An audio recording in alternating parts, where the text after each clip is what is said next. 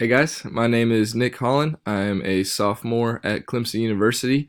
I would love to be a part of Kairos internship program because I have a great respect for y'all's ministry and I would love to just learn from y'all as far as the ministry aspect, but also just from a personal aspect of it too. I felt called to go into ministry my senior year of high school and I've just trying to been walk through it since to see what God has in store for me in that aspect. Last summer, I was able to be a youth intern at my home church here in Charleston, South Carolina, the church at Life Park, and it was a great opportunity. But also, I would love to just broaden my vision of ministry from just what I've grown up with here in Charleston to even things in the upstate and things like that. I would just love to learn from you guys what it looks like to work on staff at a church, what it looks like to really be intentional with the youth ministry, but also just other aspects of pastoral ministry as well. I think that would be really really cool to learn from you guys. I've heard a lot of great things.